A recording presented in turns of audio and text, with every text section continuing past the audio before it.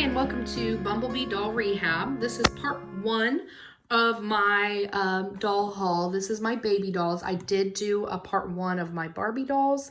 I'm going to kind of take you through this handful of baby dolls that were in my collection that I received over the weekend and just talk about each one.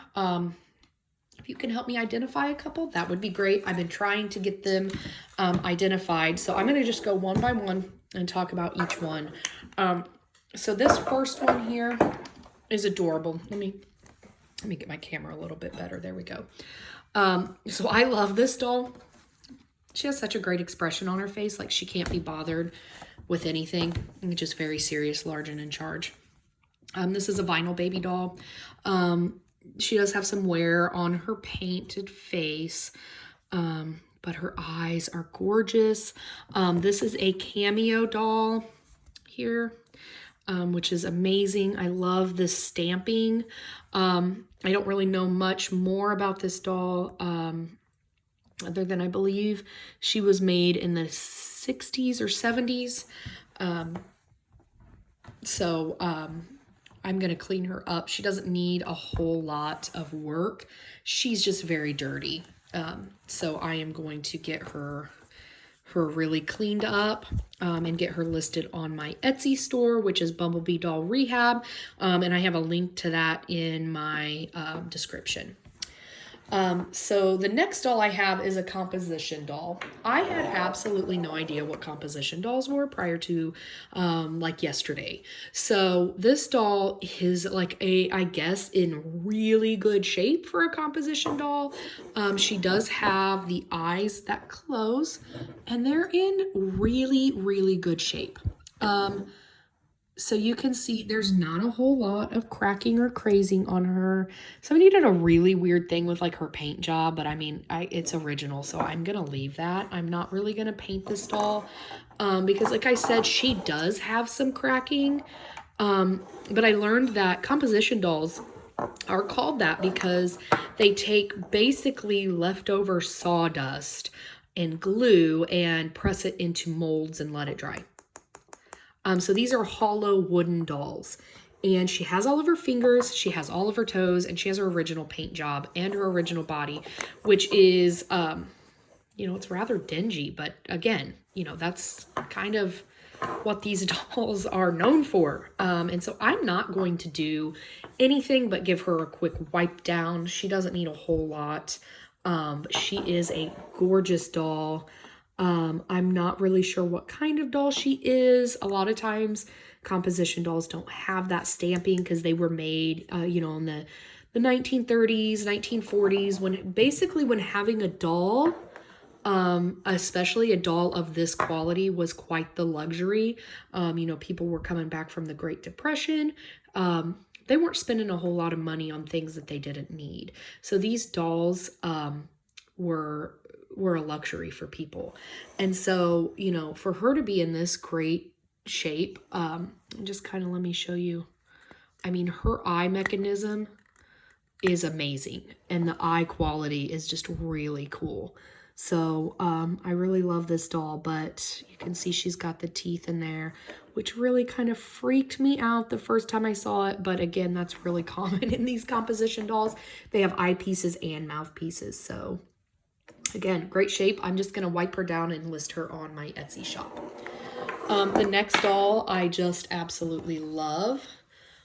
This is a little rubber doll. So, this really reminds me of the Cupid dolls. It's not a Cupid doll, but the molded hair and this cherub-like face.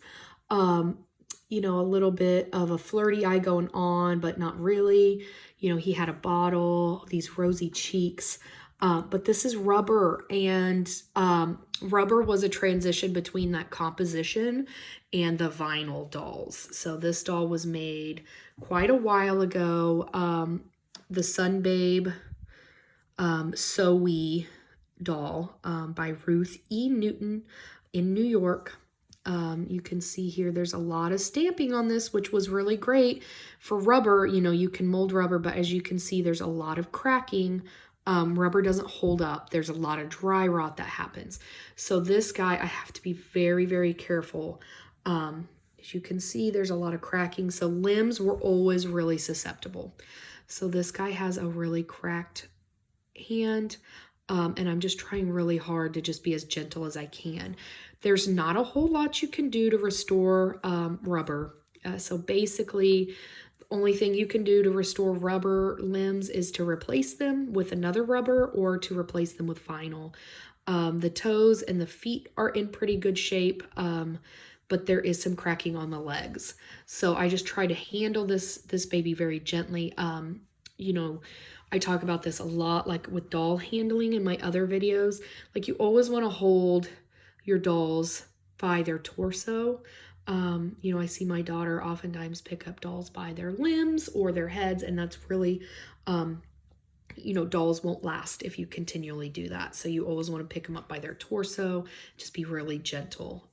These rubber dolls are so cute. They're some of my favorite dolls. But they just deteriorate. And I'm not really even sure how old this doll is. I couldn't find a lot of information. It was made here in New York, but I'm not sure how old it is. If you have any info on that, I would love for you to post that in the comments, because these dolls are some of my favorites, but they just don't hold up over the years. So another doll I have very similar is kind of a plastic and vinyl doll, and she's really cute. I love her little eyes and her little kind of kissy mouth that's ready for a bottle. Just a really cute little doll. She's just a little dirty. Her joints are very secure. They move very freely without the fear of popping them out of place. This outfit, I'm not sure if it's an original. To be honest, it doesn't look like it is. And the woman that I received these dolls from made a lot of handmade outfits for dolls that didn't have them. So this is very likely a handmade. This doll is unstamped.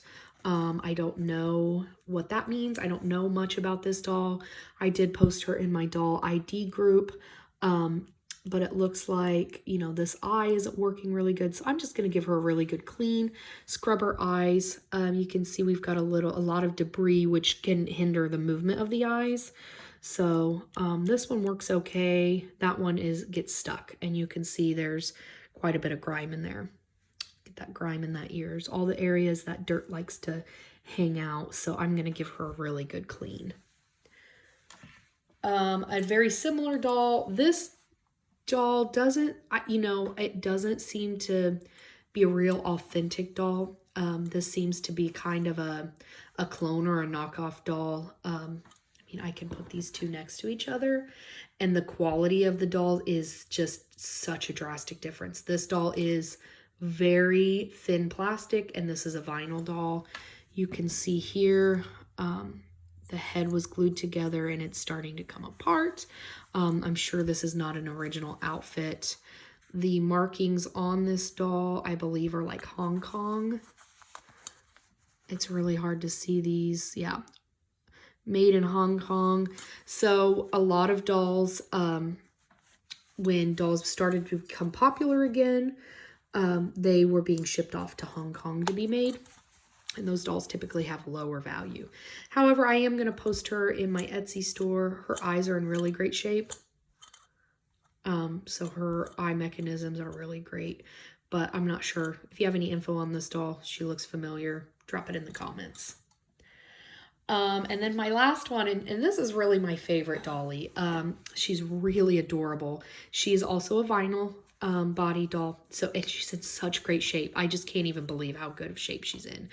And it looks like the previous owner made these little pink garments to go with it, and that this underneath looks more of an original. And it's just so darling. You know, I'm not a huge fan of baby dolls. I don't typically work with baby dolls, but a couple of them are really tickling my fancy here. So she's got a little diaper on that's, I don't think, original. This bonnet is covering up some pretty dry hair, but otherwise in really good condition. The wig is in really good condition. I could probably make her a new wig.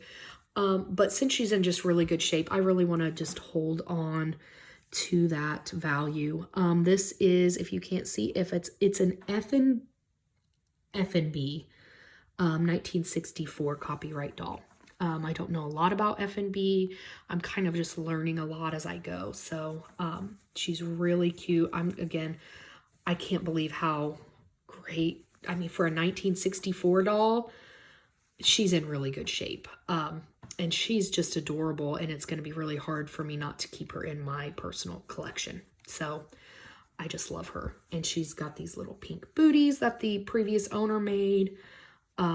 So there she is. So this is my first wave of baby doll restorations. I have quite a few more.